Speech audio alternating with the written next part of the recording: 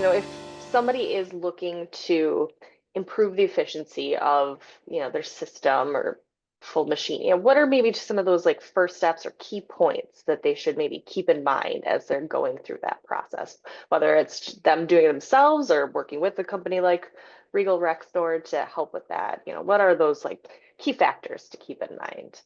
I'll answer that in the kind of way that I talk to our sellers, which Mhm. is ask questions. Ask Mm. questions of what could this be outside of being constrained with what it is. And with Mhm. what I mean by that is, I've been in the field a lot of my career selling, talking to customers, and I would continuously be shocked by the amount of customers I talked to that assumed the current performance of their system was normal. And I Mhm. would tell them, like, you're changing components every 6 months. I Yeah. can make this last for like 3 to 5 years. And they were like, no way, there's no way that's possible. And that's part of the challenge also of the mindset of this industry is there's a traditional thinking of read and replace like for like because I don't want to take on the risk of changing Mm. something and have it be Right. worse. Mm.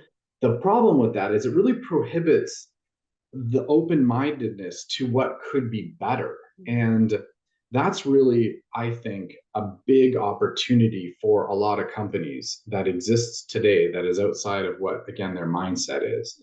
And to that, what I would tell companies is question the status quo, question whether or not this performance is optimized or if it could be better. Mhm. Because more often than not, it absolutely can be better. We can design something differently. We can increase the life of the components. We can take a systematic viewpoint and we can say, forget what is inside of this box. You're starting over here and you're ending over here. What is the intention? What is the objective?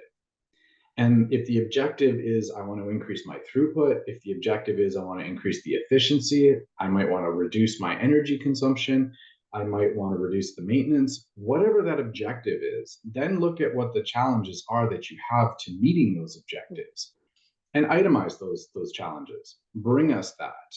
I'll give you another example. A good example we just had recently where there was a company that was producing different volumes of paint and they were packaging it. And how they had designed their system was a motor and a VFD. So the motor and the VFD would actually spin up the motor to the required speed, which was like 600 and some odd RPM. They would then fill once the motor hit that speed, and then they would ramp down the motor and they would move on to the next container. Well, due to the viscosity of that liquid, the pump that was required, the motor VFD combination, you had a lag of time for speeding up and slowing down. You also had that motors really don't like operating under their designed RPM. So 1850 RPM is an example for a three-pole motor. They don't like operating at lower speeds. They also don't like spinning up, Mhm. stopping, because a lot of motors are designed to run continuously Mhm. and the spinning of the motor helps cool it and keeps it cool. So they were burning out motors every 6 months and they knew it was a problem, but they didn't know what to do about it. So they came to us and said, can you give us a better motor, one that maybe lasts longer? Mhm. So we said, okay, well, what are you trying to do? They told us the application. Okay, so what are the challenges you've got? Well, the challenges are, we have this cycle time that we need to be maintained or increased if possible. And, we need this thing to run longer than 6 months at a time. So we said, okay, well, we're going to redesign this. And we redesigned it to be a motor, gearbox, and clutch. So the motor could spin at 1850 RPM, the gearbox stepped down the speed to the 600 RPM, and then the clutch engaged and disengaged to allow for an instantaneous turning on of the pump and an instantaneous turning off of the pump.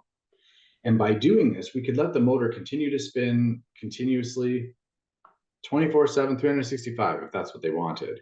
The Mhm. pump could turn on and turn off instantly, so there's no more ramp up and ramp down.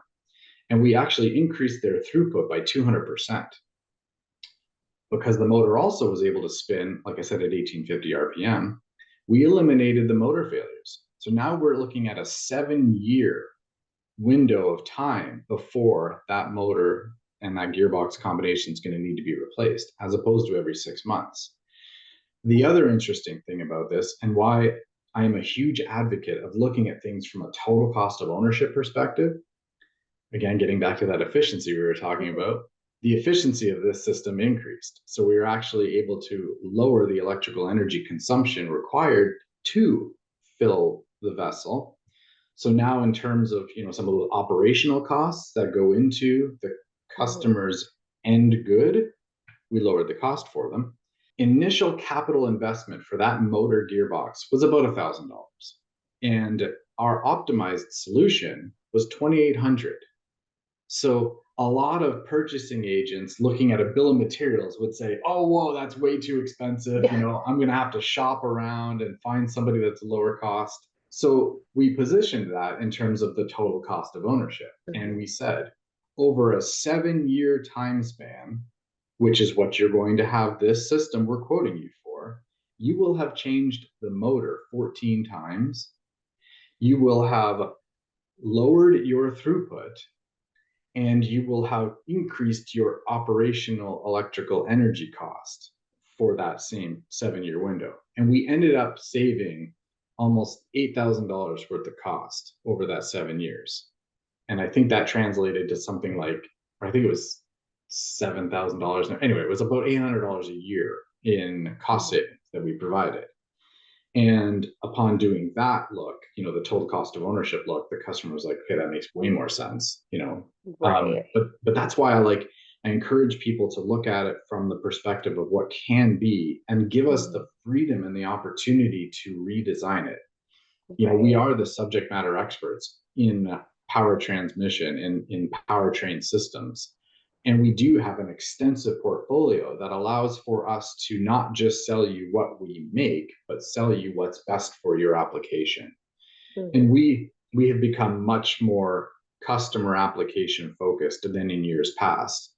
And it is because we've really aligned our business around the one Regal strategy, which is the customer. Mhm. And doing that, and I keep telling our own internal teams that powertrain is product agnostic. Like, I Mhm. don't care what we sell to a customer. What I care about is how can we help the customer meet their objectives and mitigate their challenges. So that's a Mhm. long-winded way of answering your question. No, Um, that's great. but yeah, I would say to anyone, just ask questions. Ask questions of Mhm. what this can be, and Mhm. use an open mind to potentially a different configuration of components to meet those objectives. Mhm. Yeah. No, that definitely makes sense. And yeah, if you don't know that you could be doing something different or better, you're not going to reach that goal. So Yeah, that's good yeah, advice to give people. Appreciate it. yeah. No problem. No problem.